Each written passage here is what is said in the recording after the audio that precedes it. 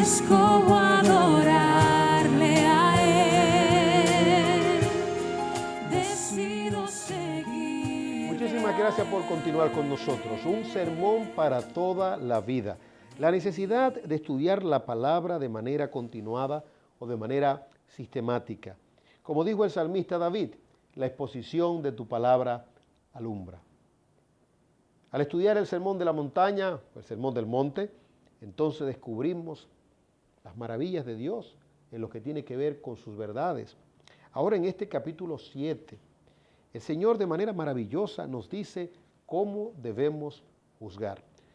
No queremos para nada prejuiciar a nadie en lo que tiene que ver con la interpretación de este capítulo 7. Lo que procuramos es que la misma verdad de Dios hable a todo el auditorio. No es un asunto de deducción teológica, es un asunto de lo que está claramente presentado en la verdad verdadera, en la Biblia. Y qué bueno es que debido al avance de la tecnología, usted puede leer con nosotros la Biblia. No solamente usted tiene la Biblia, sino que también puede leer la palabra de Dios cuando aparece en pantalla. Por ejemplo, este versículo 1 del capítulo 7, en la versión de las Américas, dice la Biblia: no juzguéis para que no seáis juzgados. Versículo 1. Parecería como si fuera un absoluto, pero es una especie de código procesal.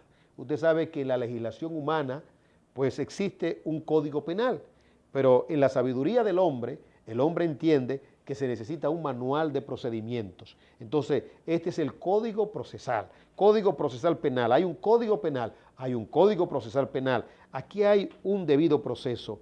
En la Biblia encontramos esto una y otra vez.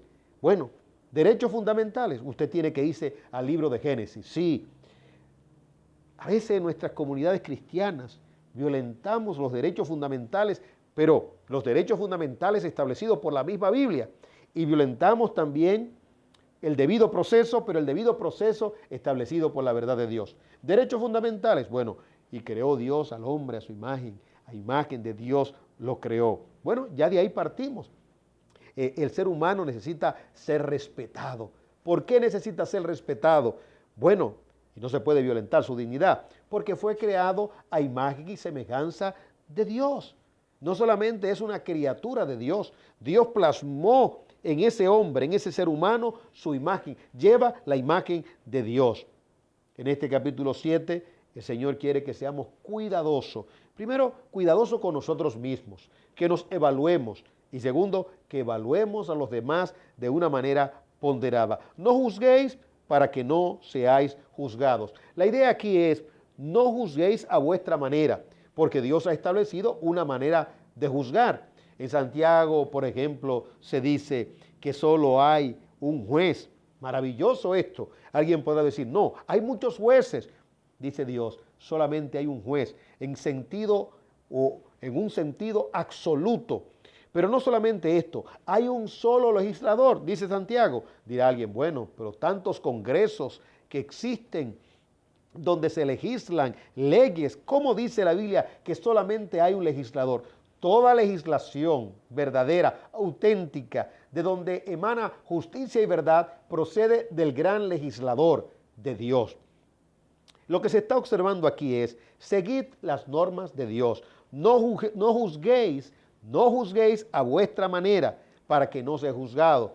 Y observe el versículo 2, porque con el juicio con que juzguéis, seréis juzgados, y con la medida con que medís, se os medirá. En otras palabras, aquí se está diciendo, juzguen con la medida de Dios, no con vuestra propia medida. El gran problema de la humanidad es este, que quiere evaluar los delitos en sentido universal con su propia medida o su propia sapiencia o lo que se conoce en derecho como criterio de justicia. El Señor dice, con la medida con que medís, se os medirá. Y pudiéramos ser indulgentes en un lado y podríamos ser demasiado severos por otro lado. En otras palabras, no juzguéis a vuestra manera, se quiere insistir, juzgad a la manera de Dios por las consecuencias. En un momento pudiéramos parecer súper espirituales en el sentido de que no vamos a fallar, no vamos a pecar. y entonces actuamos con severidad contra el otro y cuando viene a ver la gracia se retira y caemos en una falta o en un pecado mayor. Por eso en el capítulo 6 de Gálatas se nos dice que debemos de tener mucho cuidado, que debemos de considerarnos, nuevamente enfatiza, a nosotros mismos, que debemos de tener cuidado con el hermano cuando falla, cuando peca. Aquí el Señor dice, y con la medida con que medís, se os medirá. Observe usted el lenguaje del Sermón de la Montaña. Es un lenguaje como la epístola a los hebreos, de advertencia. Porque el hombre, en efecto, debe de ser pedagógicamente instruido en amor. Y el miedo, bueno, cuando fuere necesario. El Señor entiende que el temor es pertinente. Una de las motivaciones para no juzgar de manera inadecuada es el juicio que puede venir contra mí. Como se ha observado, este capítulo 7 no es para aplicarse en el contexto de un tribunal. Tiene que ver con las relaciones humanas. Pero el espíritu del texto se puede ver hasta en un tribunal y hasta en una nación, la Revolución Francesa. El mentor o uno de los mentores de la Revolución Francesa que llegó a presidir, este hombre estaba en contra de la pena capital y luego se dio cuenta, ¿verdad?, a la luz de su conveniencia, de la necesidad de la pena capital y fue el hombre que aplicó con más frecuencia la pena capital en Francia durante la Revolución Francesa. ¿Saben ustedes que este hombre murió en la guillotina también? Esa guillotina que él usó para eliminar a sus adversarios bajo un espíritu de intolerancia, esa misma guillotina fue reservada para él. Y con la medida con que midáis, se os medirá. Ahora el Señor va a hablar acerca de la hipocresía. Y va a hablar de la necesidad del autoanálisis, de cuidarnos del pecado de la hipocresía. En más de una ocasión, quiero decir, en muchas ocasiones, el Señor amonestó a los suyos y amonesta a la humanidad en lo que tiene que ver con el pecado de la hipocresía. Dice, ¿y por qué miras la mota, la paja, que está en el ojo de tu hermano? Observe usted, del hermano. Es decir, se está hablando aquí de relaciones.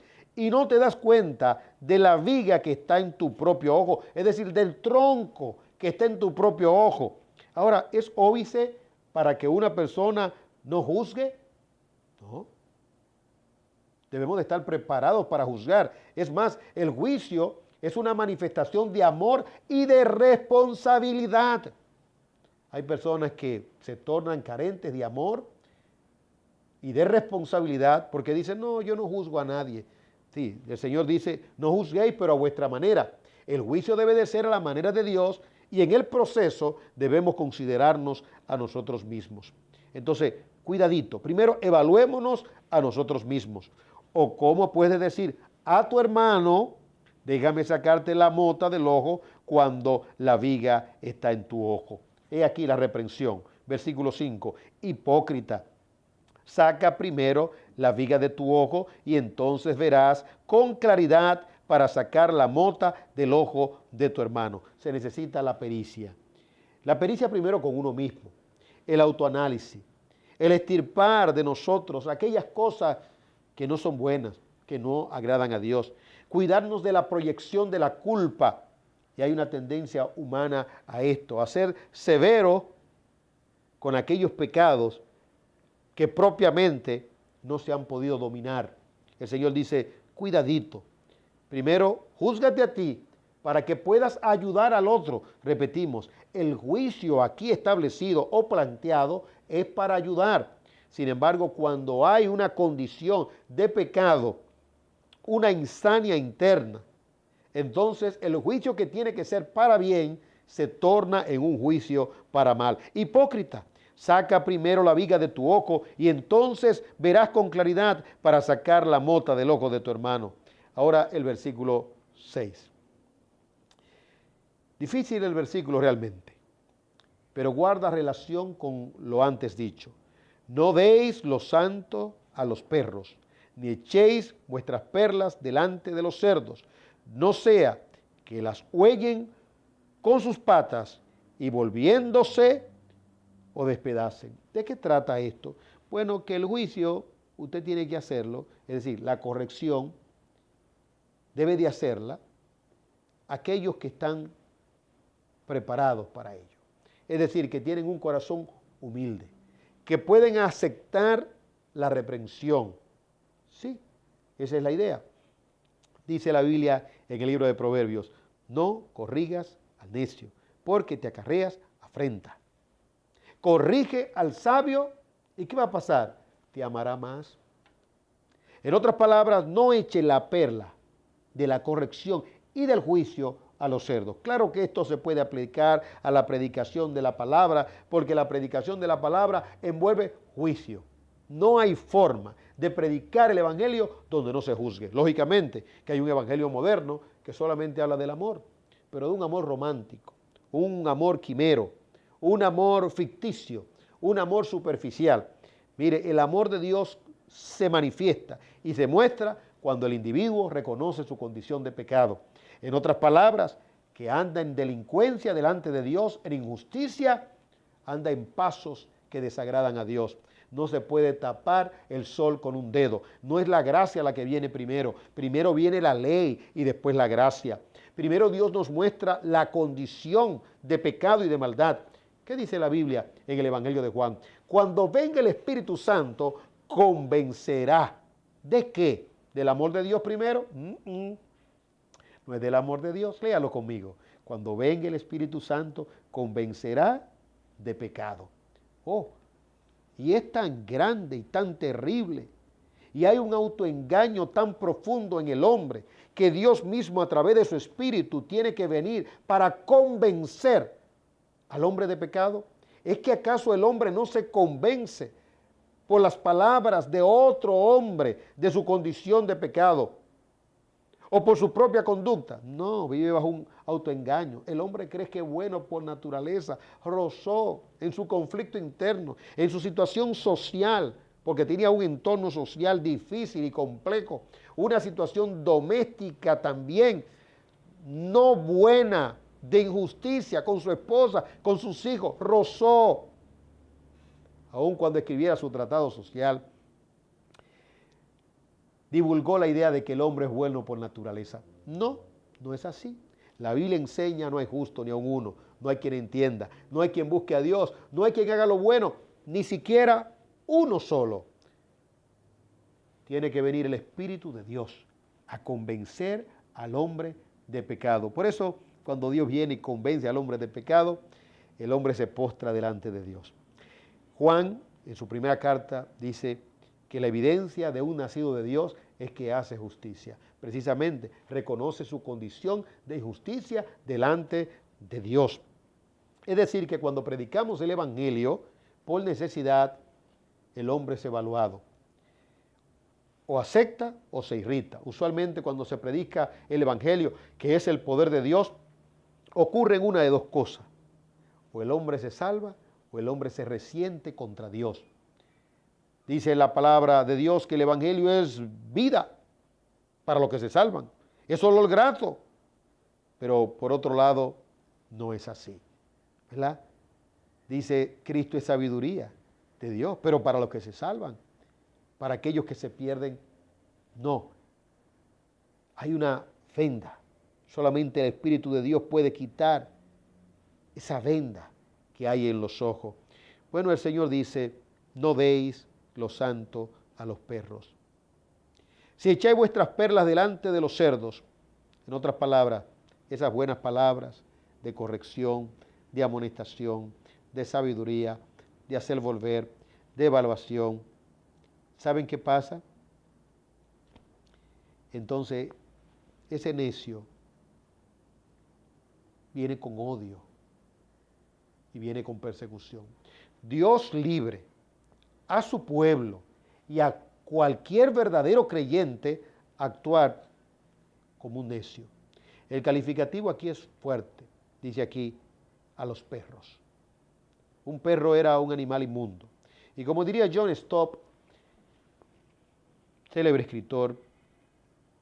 Aquí no se trata de perros, aquí no se trata de perros domesticados, aquí se trata de perros realengos, de la calle, callejeros, inmundos, por así decirlo. Entonces, esas buenas palabras están reservadas para los sabios. Que no nos comportemos jamás así, sino que tengamos un espíritu manso para recibir la amonestación, siempre y cuando se venga con la verdad de Dios. El hombre sabio se hace cada vez más sabio porque acepta y porque recibe la amonestación. Que Dios nos libre de no discriminar en cuanto a quién corregir o a quién ayudar en la corrección, porque, bueno, estamos llamados a juzgar y estamos llamados también a estar preparados para ser juzgados por los demás a la luz no del criterio humano, a la luz del criterio de la verdad de Dios. Cuando retornemos, entonces veremos la necesidad de orar de manera consistente, de manera perseverante, de manera insistente hasta inoportuna. Así lo muestra la Biblia en este capítulo 7 del Evangelio de Mateo.